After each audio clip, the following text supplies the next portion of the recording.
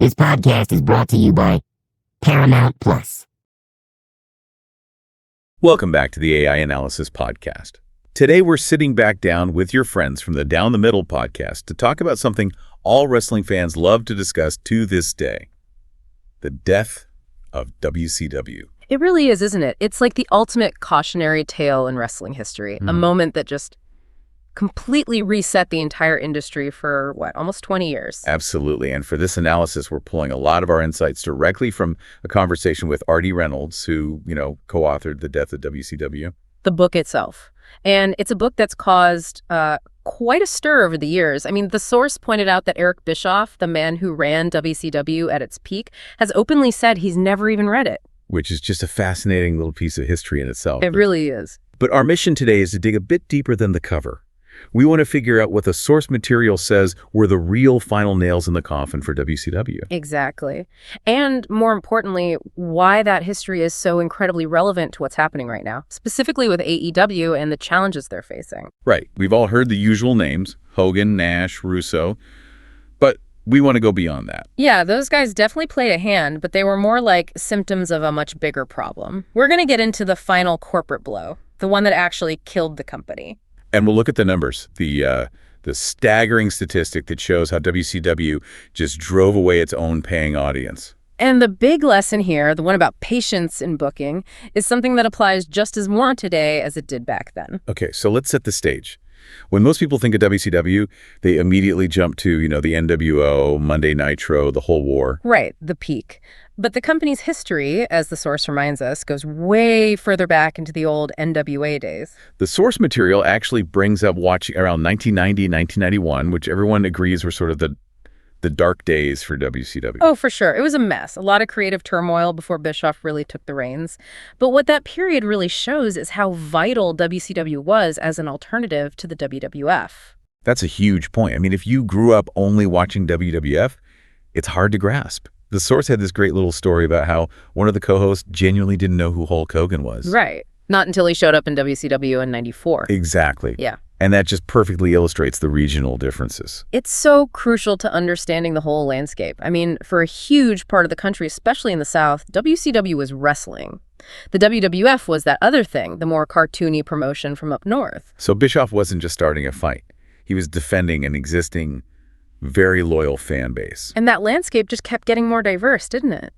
The source mentions how some fans started getting ECW on satellite. I remember seeing shows like Hardcore Heaven '98. So suddenly it wasn't just a two-horse race anymore. No, you had this conglomerate of wrestling, as they put it, WCW, WWF, ECW, all offering something completely different. It proved fans were hungry for variety.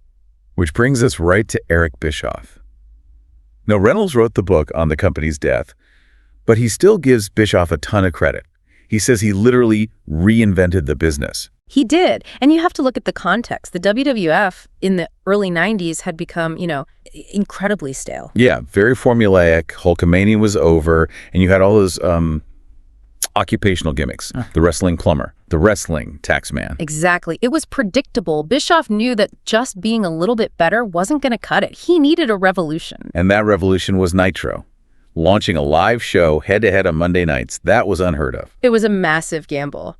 And putting big matches, championship matches, on free TV right away, it immediately felt urgent and unpredictable. It was the alternative everyone was waiting for. And then came the blueprint for success, the New World Order. It's amazing how simple and effective that initial concept was, and how badly both WCW and WWE later failed to replicate it. Well, let's break that down. The source says the NWO worked in the beginning because they just came in and beat people up. That was the genius of it. It was so simple, so visceral. When Hall and Nash showed up, they didn't cut a 20-minute promo explaining their motivations. They just caused chaos. It was a real, legitimate feeling invading force. Yes. And that created such a clear story. It was WCW versus the NWO, us versus them, fight for your home. It's a primal, easy-to-understand conflict. As opposed to what it became later. The Wolfpack, the black and white NWO Hollywood. It got so convoluted, they lost that beautiful simplicity. And that's a lesson for any promoter. A simple idea, executed with confidence, beats a complicated mess every single time. But it wasn't just the NWO, was it? In the mid-90s, WCW was appealing because it offered, as the source called it, a smorgasbord of action. That is the perfect word for it. It wasn't just one style. On any given Nitro, you'd see a high-flying cruiserweight match with luchadors. Then you'd get what the source called a big Haas match. Two big guys like Meng and the Barbarian just beating the tar out of each other. And then you'd have your polished main event. They catered to every taste. Let's focus on those luchadors for a second. The way WCW presented them versus how the WWF probably would have, it says a lot. It says everything about respecting the art form versus treating it like a gimmick. The source made the point that if WWE had tried it back then, it would have been like their juniors division in the 2000s. Yeah. Treating grown men like children. Right. But WCW put guys like Rey Mysterio Jr., Dean Malenko, Eddie Guerrero. They put them on TV, gave them time, and let them be the incredible athletes they were. And that brought in a whole different segment of the audience, didn't it? The fans, who loved the technical, high-flying style. It built trust. It told the audience that this is the sophisticated wrestling show, the one that respected all forms of the art. Which brings us to maybe the single biggest lesson WCW ever taught us. A lesson they tragically forgot almost immediately after they learned it. The power of patience. The Hogan versus Sting build at Starrcade 97. It's the absolute peak of their storytelling. Reynolds called it one of the greatest builds he'd ever seen, and it was all built on one thing: waiting. Just letting it simmer. For over a year, Bischoff resisted the urge to just give the match away. Even when the ratings war got tight, he held off. He let Sting just be this mysterious figure in the rafters, pointing the bat. He let the audience's anticipation build and build and build. They were training the audience, weren't they? Teaching them that this match was the one that mattered, the one worth waiting for. And when the time finally came, it paid off hugely. The biggest pay-per-view buy rate the company ever had. It's the ultimate proof that long-term emotional investment will always beat a cheap, short-term pop. And that, right there, is where the whole story begins to turn, forgetting that one crucial lesson. It's the beginning of the end. If you look at that famous cover of the book, with Russo, Hogan, Nash, and Bischoff, the easy answer is that those 4 guys killed WCW. But that's not the real story, is it? No. The source is clear on this. They all played a hand, and a pretty destructive one at that, but they weren't the ones who pulled the trigger. They just created the conditions that made it possible. Okay, so what were those conditions? The source points to 2 main things, right? 2 fatal issues. 1, they were losing money hand over fist. And 2, they had completely turned their fan base against them. Let's talk about the money first. Yeah. Because the ratings were still pretty good at the end, weren't they? Yeah, people were still watching Nitro. But that didn't matter because the business was broken. The talent contracts were astronomical, guaranteed deals. The whole thing was just an unsustainable drain on Turner Broadcasting. So they were a popular show that was hemorrhaging cash. Exactly. Which made them vulnerable. And that leads to the real killer, the final blow. It wasn't Vince McMahon. No. It was shockingly boring, actually. It was a new network executive at Turner Broadcasting after the AOL-Time Warner merger. Just a suit. Just a suit. A guy who walked in, looked at the balance sheets, saw years of massive financial losses, and just said, yeah, I don't want wrestling on my network anymore. Wow, that's it. A corporate decision. That's it. And that's the scariest part of this whole story, and the most relevant part for today. Think about it. If a new executive at USA or FOX decided tomorrow they didn't want wrestling, it could seriously wound WWE. Very badly. WCW was just uniquely vulnerable because they had no leverage. They were a financial black hole. They were disposable. It's a huge lesson about the business structure itself. Yeah. You can't be dependent on one person or one network deal. Right. And that brings us to the other problem, the fan alienation. The numbers here are just, they're mind-blowing. The example from the source was running Hogan versus Flair again, less than a year apart. Yeah, around 98, 99. A match like that should be a once-in-a-decade special event. Doing it so quickly just screamed creative desperation. It insulted the audience's intelligence. It told them you had nothing new. And the result of that, the consequence. They lost over 90% of their paying audience. Their pay-per-view buyers. Let that sink in. Not 90% of TV viewers, 90% of the hardcore fans who were willing to shell out $40 or $50 every single month. The financial bedrock of the entire company. Gone. In less than a year. It's maybe the clearest example in history of what happens when a wrestling company decides its audience is stupid. They just walk away. And it wasn't just the booking. The whole management structure was a mess. You had top guys with guaranteed contracts who would just decide, I'm not going to go to work today. You can't run a business like that. And it all came to a head in the year 2000, which was just a creative disaster from start to finish. The New Blood versus the Millionaires Club. Right. The initial idea, stripping all the titles and hitting the reset button, Reynolds called it a great first chapter, a good idea on paper. Youth versus experience is a classic story. But they botched it immediately. They started putting guys who should have been millionaires into the New Blood and vice versa. The core conflict was instantly confused and diluted. It made no sense. And it all culminated in that absolute train wreck at Bash at the Beach, the Hogan, Russo, Kidman thing. Oh, man. The whole thing with Hogan winning the title, Russo throwing it in a trash can, the lawsuit. It was the perfect storm of everything wrong with the company. Backstage politics, egos, nonsensical booking, and a total lack of control from management. That chaos led to the financial losses that left them totally defenseless when that executive finally came in and pulled the plug. So you've probably seen that tagline, a mountain of entertainment, right? Well, today we're going to break down exactly what that means and why this might be the only streaming app you really need. First, let's just talk about the sheer volume of stuff here. I mean, we're talking thousands of full episodes from huge brands you already know. BET, CBS, Comedy Central, MTV, Nickelodeon, you name it. And for movies? Oh, yeah. They've got new blockbusters ready to stream like Roofman, Mission Impossible, The Final Reckoning, and even the new Naked Gun. Second, it's not just about quantity, it's the premium content too. This is the streaming home of Showtime, which you get with the premium plan. Plus, it's a massive hub for live sports. You've got the NFL on CBS, the UFA Champions League, and get this, the UFC arrives in 2026, streaming all its major events live. You also get to stream on up to 3 devices, and that premium plan means ad-free viewing and offline downloads. And finally, what's it going to cost you? Well, the plans are super straightforward. They start at just $7.99 a month. If you want all that premium stuff, like no ads and all of Showtime, it's only $12.99 a month. The whole point is to get you to just try it for free. So if you're tired of bouncing between different apps for your shows, movies, and sports, it's time to check it out. Go click the link in the description and see what's on that mountain for yourself. Okay, so WCW folds, but the industry moves on. And WWE's first big move is the invasion angle in 2001, which the source correctly calls god-awful. It's probably the single biggest missed opportunity in the history of the business. I mean, they were handed a real-life invasion on a silver platter. They had the WCW name, the talent, the history. And they immediately just muddied the waters, as the source puts it. They completely ignored the simple, effective NWO blueprint that had been laid out for them just 5 years earlier. It's incredible. The source spells it out. All they had to do is have the WCW guys come in. And just beat people up. That's it. That's it. The NWO worked because they felt like a credible, dangerous threat. But the invasion angle neutered the invaders from day one. Shane McMahon, a non-wrestler, is in charge of WCW. And Booker T, their world champion, is immediately booked to look like a chump. That was the fatal flaw. You never, ever make the invading force look weak.